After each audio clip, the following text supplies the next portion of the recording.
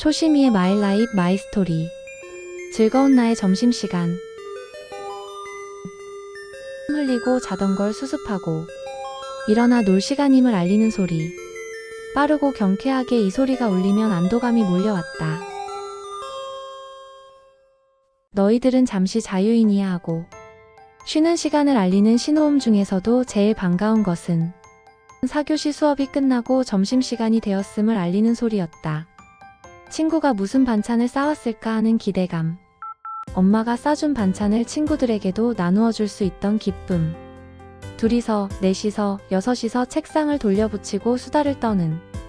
매일 똑같이 반복되어도 매일 새롭게 느껴지던 그 시간을 기다렸다. 정확하게 말하자면 친구들과 함께 맛있는 것을 먹는 시간을 사랑했다. 학창 시절의 친구들이 사회에서 사귄 친구들보다 더 오래가고 허물없는 이유는 함께 먹은 밥의 양을 따라올 수 없기 때문이 아닐까 하는 생각을 한 적이 있다. 고등학교 땐 2개의 도시락을 싸다녔으니 1년에 적어도 1200그릇의 밥을 나누어 먹은 셈이다. 오전 8시에서 저녁 10시까지 학교 안에서 지내야 했던 우리에게 무언가를 친구와 나누어 먹는 즐거움은 여름날 문득 불어오는 바람과 같았다. 음식과 관련된 추억이 많을 수밖에 없다. 중학교 때 미술 선생님은 정년퇴임을 앞둔 온화한 할아버지셨다. 귀도 잘 들리지 않아 큰 소리로 말을 하셨지만 아이들 일에 크게 관심이 없으셨고 화도 잘 내지 않으셨다. 키가 커서 덩치도 작아 보이진 않았다. 뒤돌아서서 무언가를 적으면 칠판이 제법 많이 가렸다. 미술 필기 수업 시간엔 누구도 귀 기울여 듣지 않는 내용을 느릿느릿 시골길 산책하듯 말씀하시곤 했다. 가끔 뒤를 돌아보고 우리의 반응을 살필 법도 하건만 한참을 판서에 열중을 하시곤 했다. 그러면 나는 점심으로 싸온 김밥 도시락의 문을 열고 고개를 푹 숙인 뒤 입 안으로 쏙 밀어 넣었다.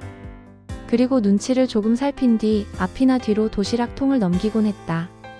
이 분단 끝에서 돌기 시작한 김밥통이 4분단 앞에서 끝이 나면 우리는 완전 범죄를 완성한 공범의 미소를 교환했다. 과도를 연필꽂이 사이에 꽂아두고 생활했던 고등학교 시절에는 사과나 배 등을 하나씩 챙겨와 만만한 선생님 시간에 책상 아래에서 깎아 하나씩 나누어 먹기도 했다. 고등학교 3학년 때는 미니 얼음 기계가 유행을 했다. 청소물품 등을 넣어놓는 곳에 빙수기를 넣어두었다. 나는 아빠가 차를 태워주니 아이스박스에 얼음을 얼려올게. 그럼 나는 팥을 맡을게. 그럼 나는 우유. 분담한 물품들을 학교에 가져와 수업이 시작하기 전에 팥빙수를 만들었다. 얼음은 느리게 갈리고 숟가락 개수는 많았다. 얼음을 가는 일을 맡은 친구에게 자기가 먹던 숟가락에 팥빙수를 가득 떠서 입에 넣어주곤 했다. 참기름과 고추장, 큰 양푼이를 챙겨와 비빔밥을 만들어 먹는 일에도 열심이었다. 돌이켜보면 귀찮거나 번거로운 일이었다는 생각도 드는데 젊음의 에너지는 온도 자체가 달랐던 모양이다. 중학교 2학년 친한 친구들 4-5명이 쉬는 시간마다 도시락을 하나씩 꺼내어 먹는 재미에 한참 열을 올리던 때였다.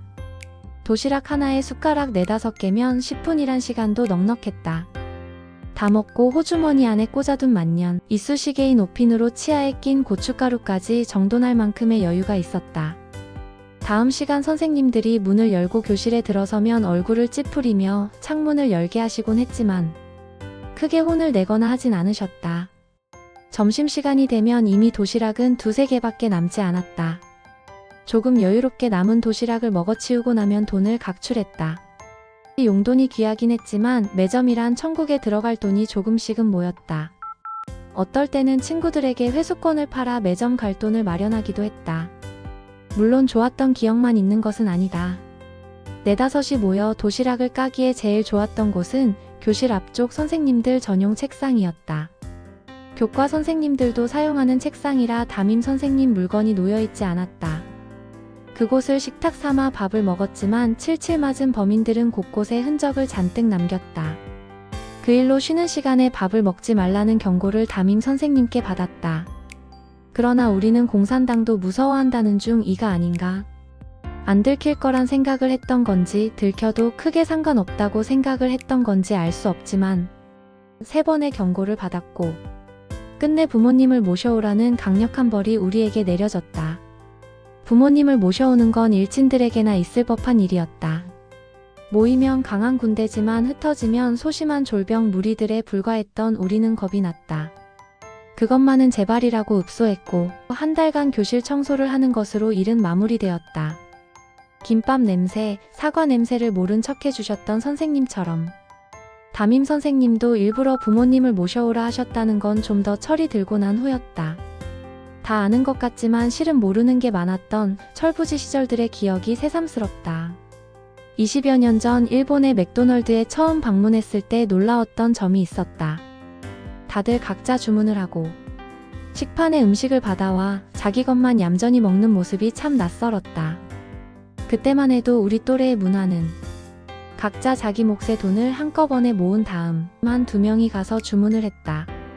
같은 트레이에 담긴 각자의 햄버거를 챙긴 뒤 감자를 한 곳에 털어 모았다. 케첩을 짜서 무더기를 만들어 놓고 내 침과 너의 침이 섞이는지 인식하지도 못한 채 감자에 케첩을 찍어 반을 베어 물고 남은 쪽에 또 케첩을 찍고 하였다. 음료수 역시 하나 시켜 갈라 먹었고 먹던 걸 받아 먹어도 크게 경우에 어긋나지 않았다.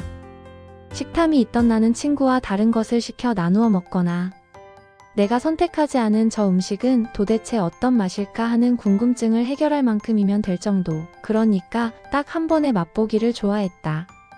얼마 전 중학교 때부터의 친구를 오랜만에 만나 식사를 했다. 샌드위치와 샐러드를 파는 가게였다. 왜 반반 메뉴 같은 걸 만들지 않아 나를 즐거운 시험에 들게 하는 걸까? 샌드위치와 샐러드 중에 무엇을 고를까 망설였다. 나는 샐러드를, 친구는 샌드위치를 선택했다. 우리 음식 문화도 청결과 위생을 중시하는 쪽으로 발전해왔고 코로나를 겪으며 더 철저해졌다. 이제 같은 뚝배기에 숟가락을 담그거나 철판 볶음밥에 누른밥을 자기 숟가락으로 긁어서 모아주는 일 같은 건 예의에 어긋나는 일로 여겨진다.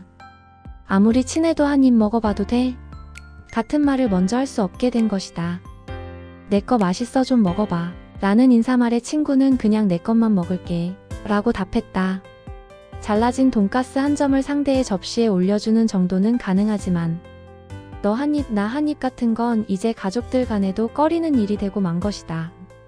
서로 다른 반찬을 챙겨오는 일 없이 모두 똑같은 반찬을 자기 앞에 식판에 받아먹는 교실 풍경. 누구나 혼자 먹기에 소외됨도 없고 질서도 위생도 잘 지켜질 테지만 젓가락 하나만 들고 교실을 빙빙 돌아다녀도 배가 부르던 그때가 한 번씩 그립다. 특별할 것 없다고 생각했던 추억들을 모아 조각조각 이어붙이니 멋진 퀼트 탁자보가 완성되었다. 멀리 떨어져 바라보니 그 중에 몇 조각 어그러진다 한들 그 아름다움을 유지하기엔 미미한 실수들일 뿐이다. 내 추억이 예쁘지 않냐고 자랑하고 싶어도 시대에 맞지 않는 촌스러운 물건은 아닐까 염려된다. 가끔 꺼내서 나만의 만족으로 삼을 일이다.